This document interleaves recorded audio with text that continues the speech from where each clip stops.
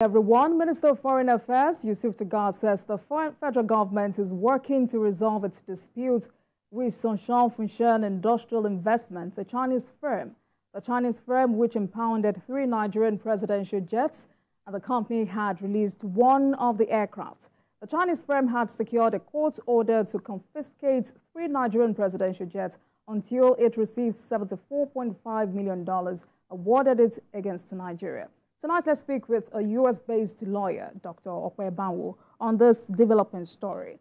Dr. Banwo, thank you so much for joining us on Politics Tonight. Thank you so much for having me.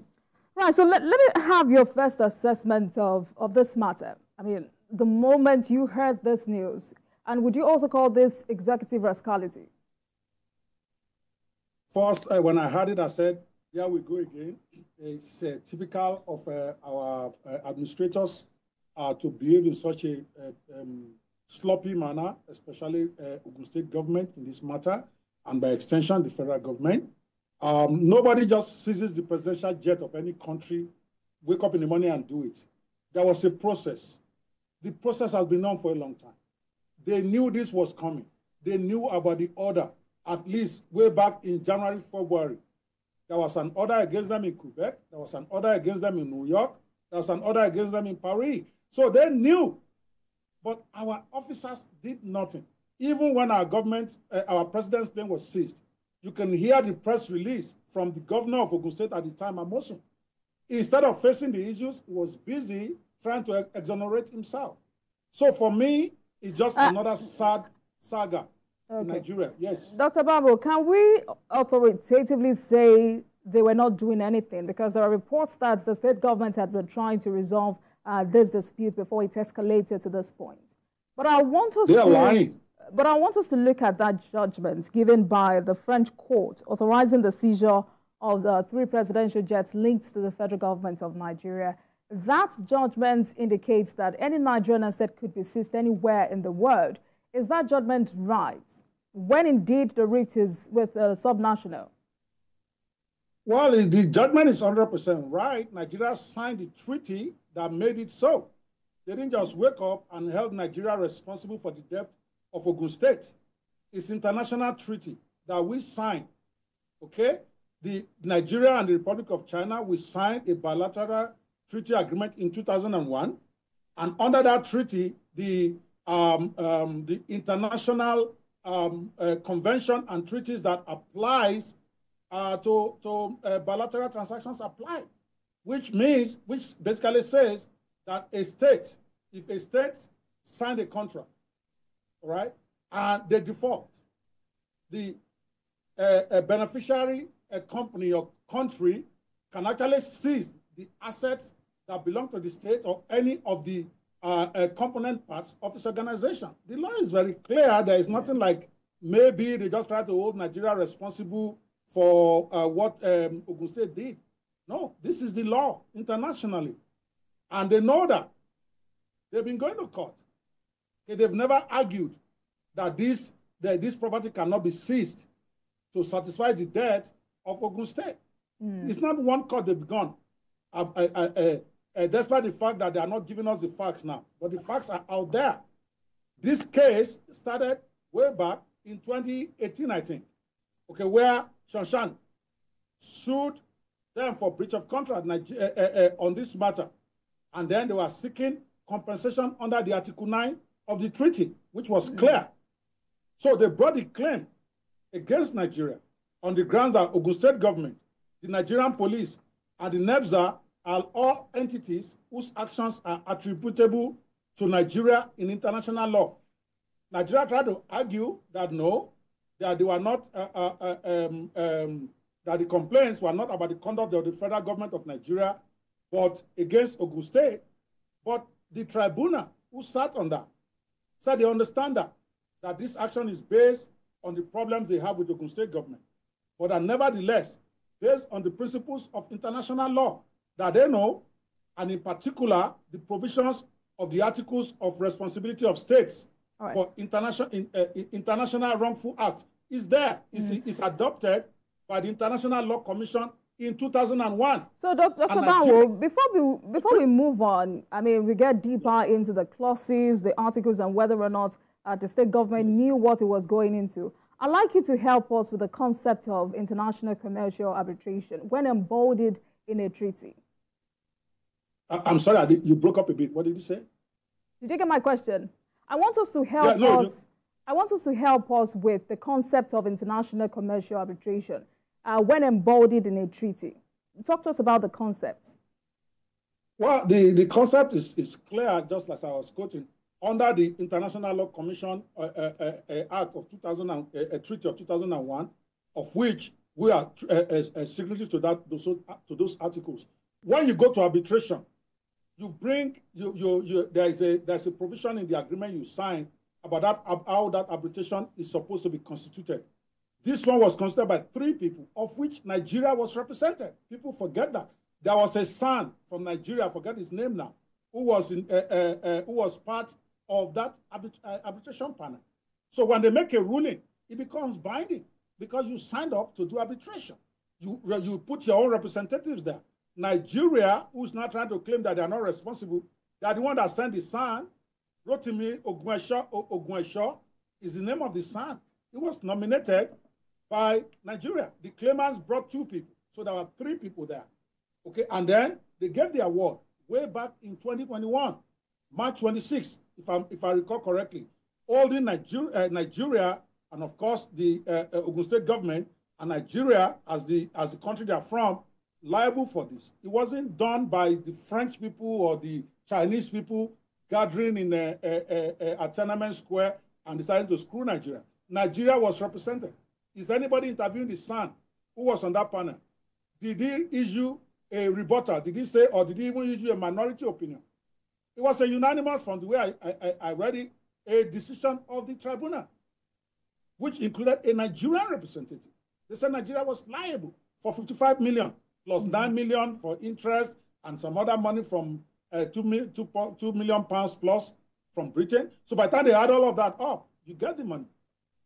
So now when the arbitration has made this ruling, and this is where it gets really very bad for Nigeria, the Nigerians need to know, you have an option, okay, to actually appeal that or to challenge that. And Nigeria did try to do that under the Article 5 of the New York Convention, okay, to try to set aside this award. But guess what? At one point, they agreed.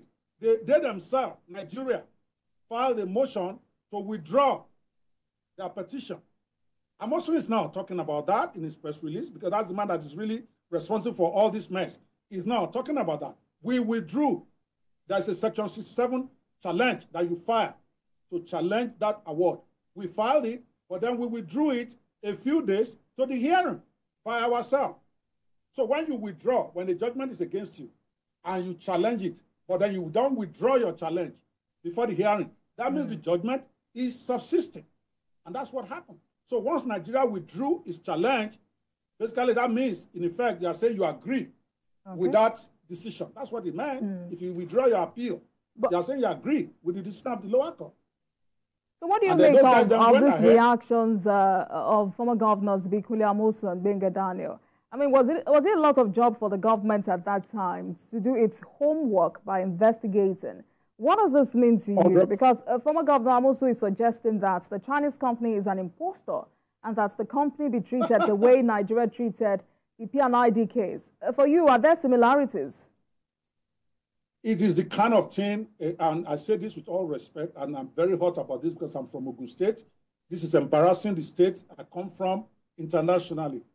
Amosu needs to be investigated. Amosu needs to be censored by the federal level for even what he's saying. What does it mean he's an impostor? Somebody sued you at the international level. You sent lawyers. You lost cases. Then you withdrew your challenge. And then worst case scenario, even before this enforcement started, in December of 2021, Mrs. Justice Cockrell granted them an ex parte order, but then granted Nigeria the right to challenge this thing again within 74 days of being served. Nigeria was served on 30th of May 2022. I don't talk what I don't have my facts on. The Nigeria was served 30th of May 2022 by the court orders that you can get with freedom of information that some of us quickly went to get when all this was happening. Now, that ex parte order was supposed to expire, or their right to appeal it or to respond to it, on August 2022. But Nigeria missed the deadline, as we always do. Like what happened with those billions that we almost lost. Thank God that God helped us to get that money back. We missed the deadline. This is not Nigerian courts. Then in September, they woke up 1 month after the deadline has passed. And then they requested for more time again, as we always do. The court granted. Then they missed another deadline in response to the Shanshan's response to their application. They missed the deadline.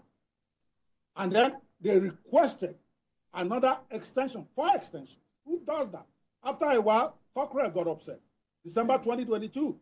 And he said he's not going to grant them any more extension because they did not give a good reason. That's what he said on the document, on the judgment. They gave no good reason for the delay. And then Nigeria applied to appeal it, and they were refused legally. Whether you might say they shouldn't have refused, the judge ruled. Then Nigeria appealed to the English Court of Appeal.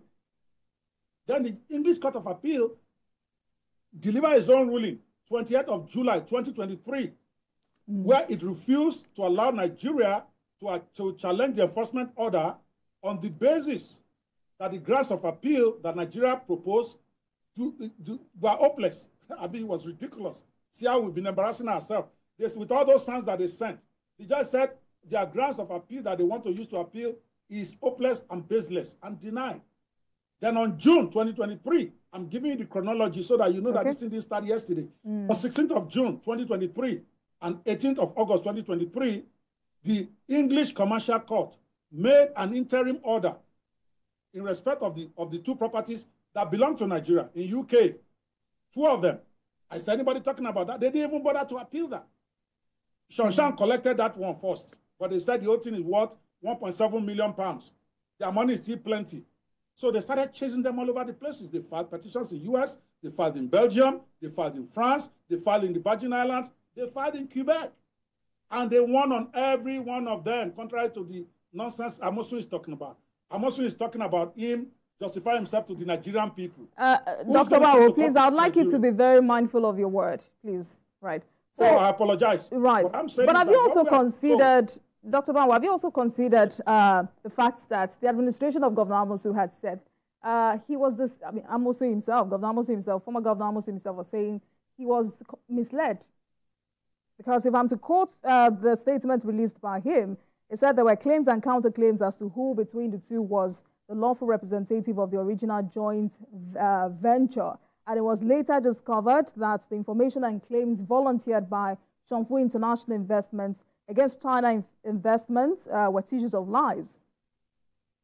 I know this statement would bother any Nigerian because, I mean, the government should have, investigated further. But have you also considered the fact that perhaps the administration was misled? How can the administration, see, again, it's type of the kind of, with all due respect, and I don't want to use a bad word, the kind of shamelessness we have in some of our government. How can a government that has all the apparatus to investigate a foreign actor be telling us they were misled before they signed contract? Were they blindfolded? The contract was not even originally from him. I think Benga Daniel started the whole process. So when it came to the point where they were disputing in 2003, before they terminated for one, because Governor Amosu's government terminated the contract for one and gave it to the other guy, the one they are claiming misled them later. So if you are misled, how is that the problem of the other guy? How is that is you that didn't do your job? So, but for him to even come out without any embarrassment to say, oh, my government was misled, tells you all you need to know about the Ogun State government at that time. They didn't do their own work. And I'm not here trying to say whether one contract was good or bad. That's not the point. The government made a decision to terminate one of the claimants. And that claimant took them to court. So what is the rest? Let me ask you this, Dr. Bawo, because of time, I need to get you more questions. But can any subnational terminate any foreign contract without the federal government reviewing this?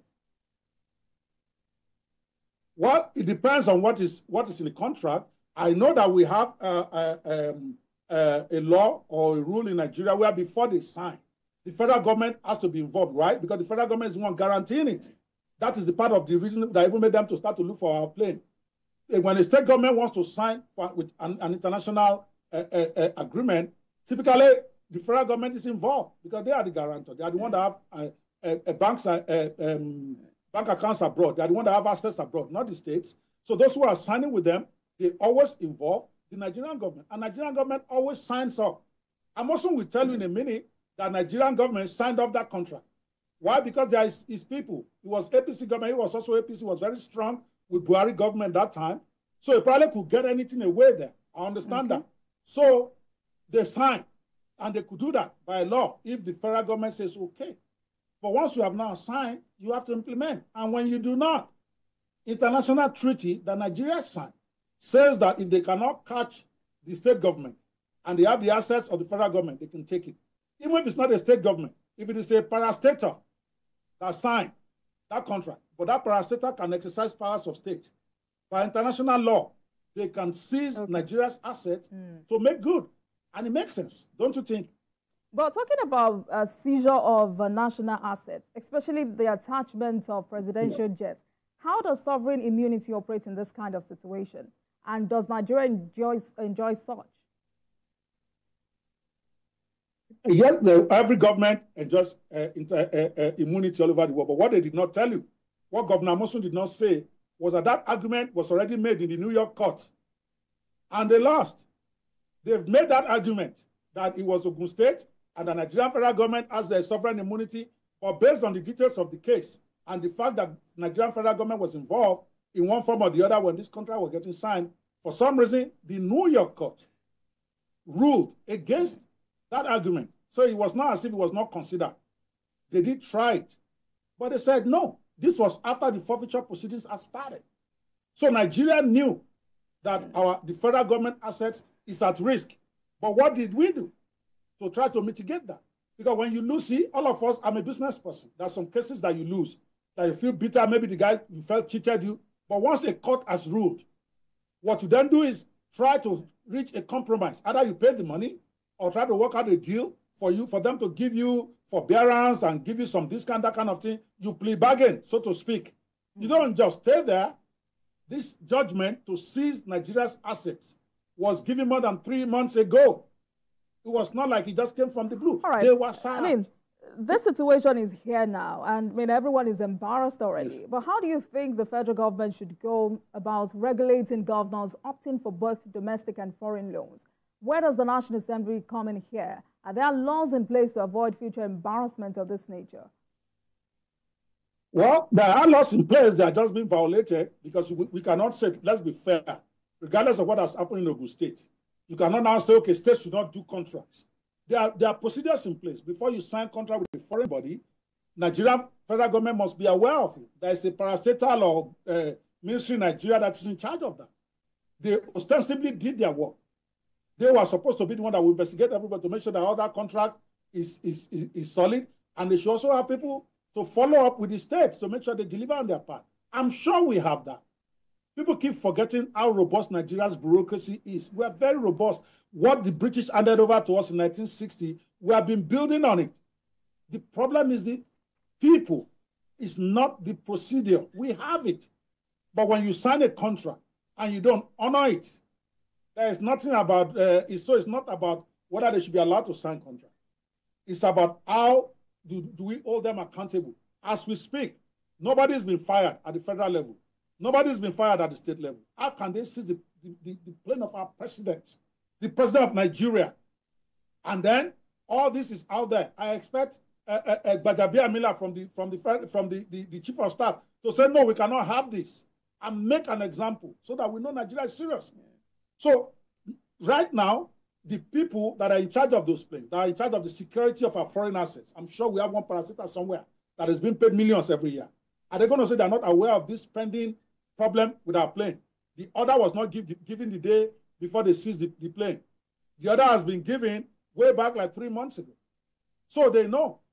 And they named the airplane specifically in the petition. for which they were served. So how can anybody say they are surprised they seized our plane? It's embarrassing, right. And I think Mr. President needs to crack some heads here, to let them know that you can't do this to us. The plane of our president, they just seize it like that, and everybody still have their job. Right. It don't matter to me whether they are part of the people that signed the contract or not, whatever. You are in charge of making sure this embarrassment does not happen to our president. What if president was there? Let's say president was having a meeting. He went for a meeting, then he came out, he doesn't have a plane again. Can you imagine that embarrassment? Will our president now go to take Uber? This is a serious matter. But nobody is being held accountable. Mr. Mosun, with all due respect, was the governor of my state. He's not holding himself responsible either. He's busy fighting Patutomi and all these people on what is not even relevant. What is relevant right now is that Ogun State government has messed up. They have judgment against them. Ogun State government is not resolving. We have a government now. Government is a continuum. Amosun is no longer there. Where is Prince Abiodun? Is he stepping up to say, okay, we are going to go sort out the basic that we have called for Nigeria? He's not even talking. He's our governor. Forget partisan politics right now. This is not even about the presidency. This is about the Ogun State government. All right, and responsibility. Dr. Bawo, let's talk about ISDS in Nigeria, because I remember it was in 2016 Nigeria developed a new model for its future bilateral investment treaties, which includes some innovative features, but maintains this investor-state dispute settlements process. But the conversation about why the ISDS must favor a foreign company over a state has come up. Stakeholders have highlighted Nigeria's investment protection regime and these consequences for one of Africa's biggest countries. I mean, it continues to point out the risk of continuing the path of strengthening investors' rights to sue the states by joining the Energy Charter Treaty. Where do you stand? Where we start is having the right people do the right things. Let's just be frank about this, okay? To me, if we overdo some of this stuff, we are never going to get investment in our country. We need investment. We want investors to feel that they put in their money, we are going to do right by them. And if we don't do right by them, then they should go sue us and get their money. You can set up as many parastatals as you want. It is never, and I keep saying this, Nigeria's problem is not about not having procedures or bureaucracy to make sure some of these things don't happen. People just don't follow it. It's a very simple thing. They sued you for, so you want to talk about the 20, I don't want to talk about 20-something. This happened 2011 is when the contract allegedly started. 2013, there was a problem. What did they do about it? Then you are sued. Then you are sued. You keep losing. But you are not doing anything to settle the money. So what parastatal do you want to set up that will solve that kind of problem? It's irresponsibility from our states. So maybe federal government should have a rule in place when something like this happens, they will just attach your flag. You will not get money. Maybe that's what President Tinubu should do. When you put Nigeria in this situation because you guaranteed them. So when they don't deliver, then federal government should make them pay. It's a state, they get money every month. Maybe if Prince Abiodun doesn't get his money at the end of this month when they go to share that fact in Abuja, maybe he will understand that this is a serious matter. They need to go pay that money, or they need to go fly down to China, have a meeting with this guy, beg, prostrate, do what they got to do to reduce that money. There is no shame, it's business. You negotiate, you owe him 75 million. Okay, Emma Binu, this is a serious matter, blah, blah, blah. Let us pay you 30 million.